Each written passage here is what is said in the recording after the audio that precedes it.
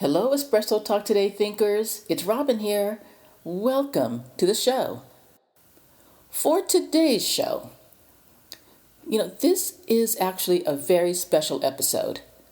This week's topic asks if you would have a racist friend. When the ETT team was discussing this topic, we went into so many different directions and we thought about so many different questions. Should we focus only on racism or expand it into sexism and antisemitism and other forms of prejudice?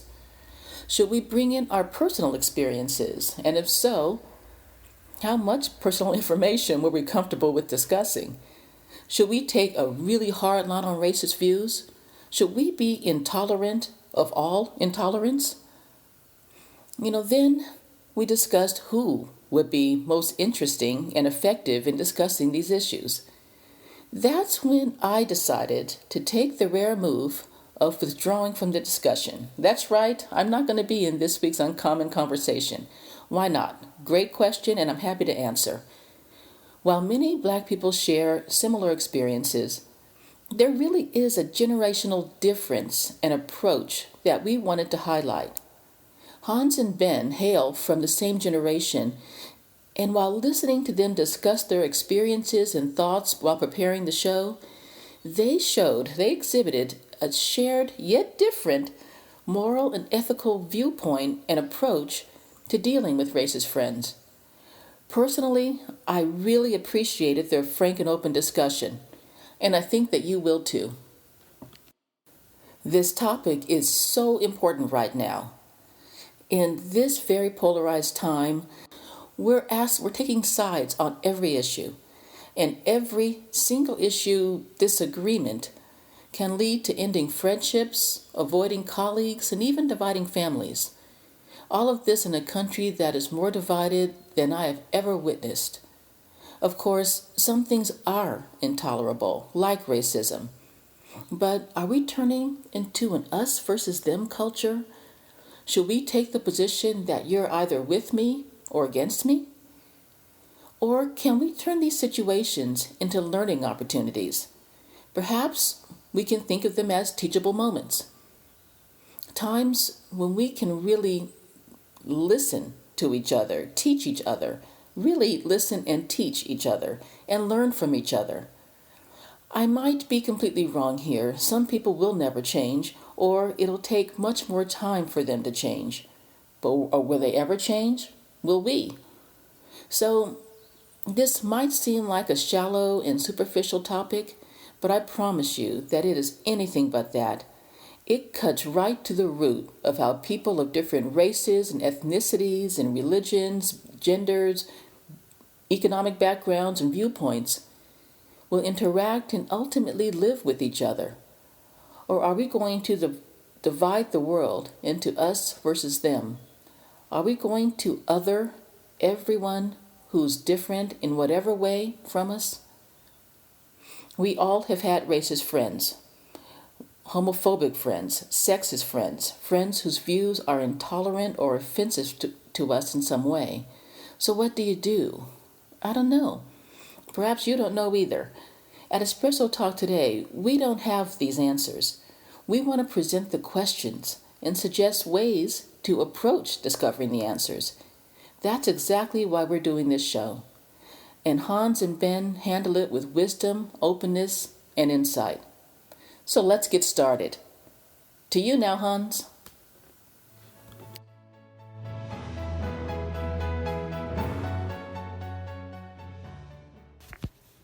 Hello, everyone. Welcome to Espresso Talk today. My name is Hans, and thank you for joining us. Today's topic focuses on whether you can have racist friends. In this episode of Espresso Talk today, Ben and I had a fruitful conversation on the subject. So, grab an espresso, get comfortable, and let's listen in. Hi, Ben. How's it going? Hey Hans, it's going pretty good. How about you? I'm doing all right. Surviving. Something's troubling me. I just read this article that's basically asking if you can have racist friends. And Okay. given everything that's happened this year with George Floyd and race relations like being on the forefront of the issues in the United States, exasperated by the pandemic. Also, I'm having this conversation with myself, and I'm assuming a lot of people are. Yeah. And I just wanted to get your take on this. Like, can you have racist friends? Well, I think there's two ways to really think about it. Well, there's a lot of ways to think about it, but there's always the situation where you have your friend who you've known for years and things like that. They say something a little off key, so you call them out. Then they say, "Oh, I'm sorry" or whatever, and it all goes fine as normally. I find what normally happens is that you say something about the insensitive remark they made. Then they start defending it and saying, "Oh, but you know, don't group me with this other group of people. I am nothing like them," or I am, because I wouldn't call somebody who I've known for years and is my friend or racist. I would say that that thing you said was kind of prejudiced, and that's that's kind of how I think about it. Yeah, I mean, because like I've met people from southern from all across the United States, and they have at times said insensitive stuff, and I basically told them, hey, um, you shouldn't say that, especially about a specific group, let's say Black people, for example, because that's not a good thing to say. That's insensitive. It demeans them, and in my experience, most of the time, they've been pretty accepting. Oh, wow, okay, and maybe and they try to have a conversation about why that's a bad thing. Then they understand it, Yeah. and they they said, okay, I got it. I won't do it again. I'll be more mindful next time. I won't say it. So that's usually the, when you have a success, Yeah, that's for sure. That's you're able to convince people that some stuff are racially insensitive and you shouldn't say them. Uh, I mean, but there are also the not successful ones where you try to explain the situation, yeah, or the terms that they're using is not uh, appropriate, and a lot of the time, well, some of these people will not have it. They'll defend their point, and exactly. Exactly. And I find that that's the type of person it's harder to remain friends with if they keep saying, "Oh, but I'm not like them. Like, how could I be friends with you if I'm a yeah, racist or if I hold racist positions?" And I think a lot of that comes down to I mean, we aren't fully aware of everything we hold to be true in our minds and all of our beliefs. You may believe a lot of terrible things and not even know it. And yeah, sometimes it takes other people to identify it for you. So, yeah. I mean, for example, I just remembered like the Confederate flag in in the United States, in the South. Like, well, some parts of the South, people are proud of this heritage. They're probably defend it, saying, yeah, my grandfather fought in a civil war, but if but to a Black person, yeah, that's a symbol of oppression, of racism, and like, this has a different meaning. And you can try to have a conversation with the person who is proud of their heritage, to say, hey, that's that symbol is not good, is not representative of positive qualities for Black people. yeah. And they may, you know, sometimes people will listen, sometimes don't, but it really depends on the situation, on the person, and on the relationship. So, Yeah, absolutely. I think that's fundamentally context is one of the most important parts of this. I mean, if this is someone you met, I don't know, a week ago at a bar and you're going over to their place again and they have a Confederate flag on their wall, I mean, that I think you could say, "Oh, that's interesting," but at that point y'all aren't at the point where you can say, "Dude, what are you doing with that?" And they aren't really projecting that whole view out there either. Um, So I'd have to say, like, just from a personal point of view, to be very close friends with someone is really like to be very connected in a deep way. And then for them to hold some sort of hate or prejudice in like the very, very racist terms that I mean, that's I couldn't do that. Um, so so for me, I grew up in a diverse background. You know, Queens, New York. Everybody is pretty. Let's say uh, Queens is pretty inclusive racially. You know, Hispanic, Black, White, Asians, and I guess because of my background, I if somebody says something, you know, racially insensitive, I mean, also, well, to be fair, everybody's different, but I'm not gonna like immediately say that that person is racist because especially now in our environment in what 2020, if somebody says something that you don't disagree with, you're very quick to like shut that person down and not. And especially on the internet, you shut the person down. You don't try to like have a conversation. You just basically label them a certain way. And so for me, I'm more hesitant to like, you know, dismiss somebody as racist until I see a pattern. If this is a pattern, then okay, you know what? Like, Well, that really depends on what they say. Like there's some things you can just say once and it's like, okay, you're in the box here. yeah, You're in the that's true. dunce, per se. And of course, if y'all are kind of just joking and that's a nuanced thing, then you can kind of pick up, okay, this is just a joke. But if someone's saying, okay, we should have a genocide or something like that, that's a whole other thing. And those kinds of people, even that notion, you have to break it down at some point to get the point across. But that's not someone you can easily put them away into the racist box. So, Yeah. So, I mean, I had a personal experience where I had a friend who, you know, we were friends for a few years. mm, Um, he was also from New York City, so he grew up in that diversity, inclusive region of New York. And you know, sometimes he would say stuff. He would joke sometimes about would make some racial jokes, and you know, I never really thought too much about it. Okay, maybe because I didn't want to be in conflict with him, but I never really thought too much about it because I'm like, he's probably joking because, I mean, he would never really say that. Like, he says that like in front of me because, you know, I'm his friend, but like, he's not gonna really like go to a random group of strangers and say these things. And, you know, uh, after we separated from university, uh, I guess his views solidified. mm, And exactly. yeah,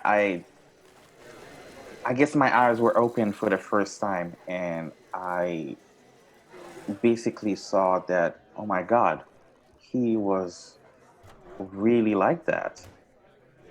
I can't believe I was friends with that person. So, I Yeah. mean, everybody has, everybody's going to have some sort of bias in their life. I mean, it's a given, I guess. But it's up to us to see whether we want to have these sort of relationships in our lives that, you know, can be toxic depending on, again, on the person. Yeah. And it's whether we want to have these people in our lives or do we want to tolerate them. I mean, if you tolerate them, that's fine. That's your choice. But Nobody's forcing you to not be friends with them, but you should know what, you know, who that person is and, you know, what he or she represents to, what their views represent to a greater society. see, I think like the key point of what you said is that, you tolerate them, but a real friend isn't somebody you tolerate. Because toleration, that's kind of like, okay, it's a little rainy outside, but I'll bike anyway. You tolerate it.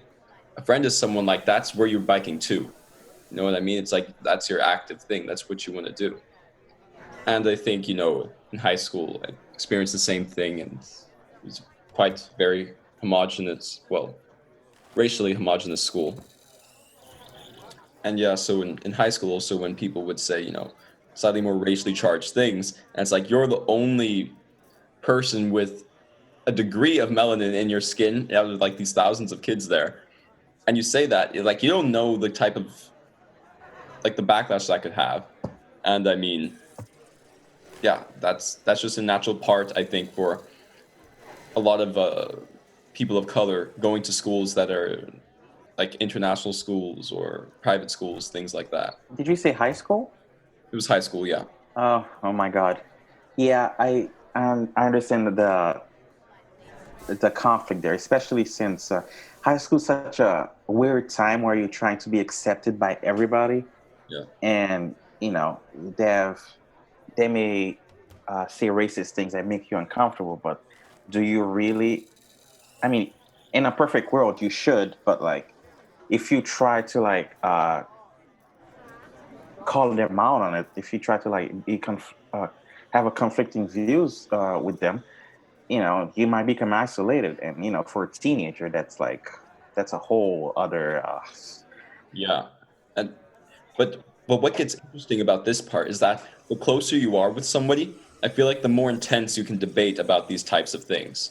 that's It's true. like if this is just a random person you don't know well, it's like I'm not even gonna bother, you're just useless. If it's somebody you're a little more close to, then not only is it more important that you understand what they believe, but you can really decipher what they believe to be true a little bit more, and both of you kind of can kind of have that exchange.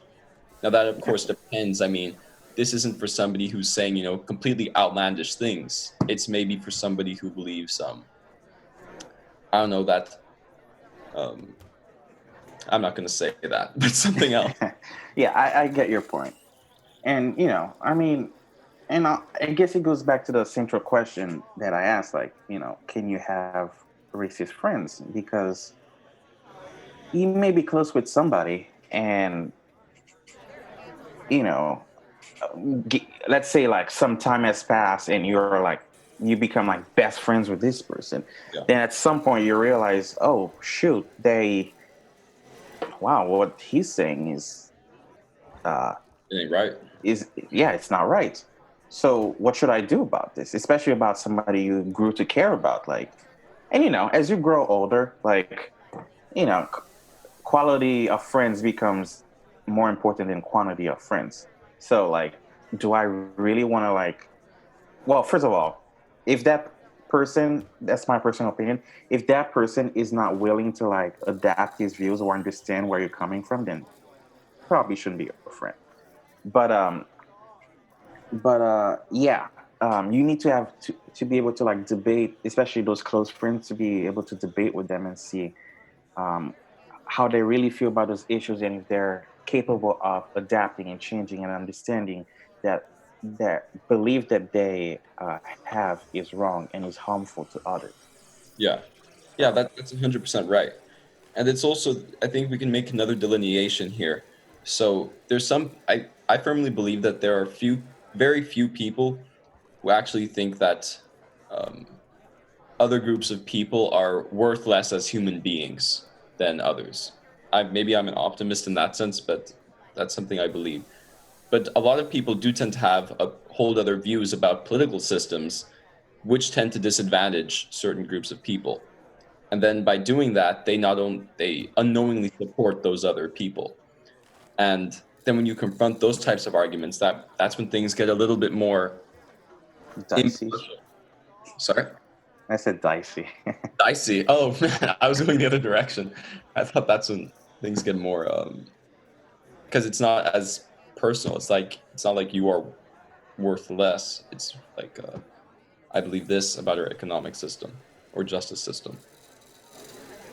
and I think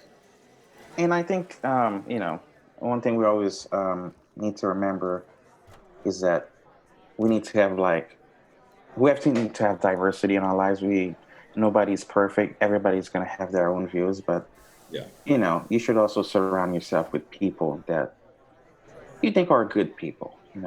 Um, I mean, not everybody's going to be perfect, but if you think that person can change, then try a little bit to change them. But, you know, nobody's perfect. But some people are way less than not perfect. So I think you make a good point, though. Well, anyway, I just finished my cappuccino. So it was a very nice conversation, Ben. So I'm really happy to get your take on this. Yeah, no, thanks. It was a great discussion. This was a fantastic hot chocolate. So next time. Well, see you next time and take care. You too. Take care. Bye. Bye. Thank you for listening to this episode of Espresso Talk today. So, let's have some after coffee thoughts. In this episode, Ben and I talked about how difficult it can be to have friends who are racially insensitive. Not to say that these people are racist, but sometimes they can be ignorant of racial slurs or behavior that can be harmful to people of color. That is where the friendship is tested, and you talk to that person. You make them understand what they said or did is wrong so they can learn. If they refuse to see your point of view, then it is up to you to decide how you want to proceed with your friendship. Every case is different. Every friendship is different.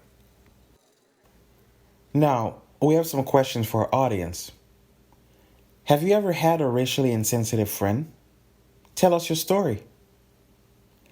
How do you recommend we handle friends who are racially insensitive?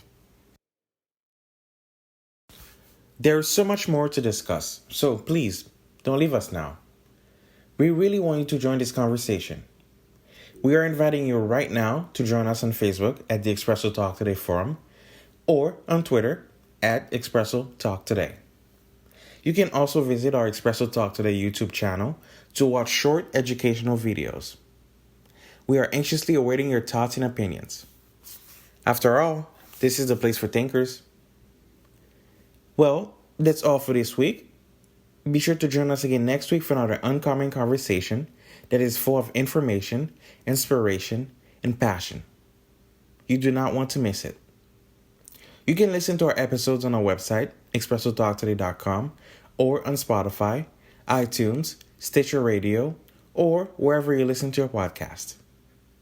Next week, we will definitely have another interesting talk. So, be sure to bring your espresso. You might even want a double. See you next time. Ciao.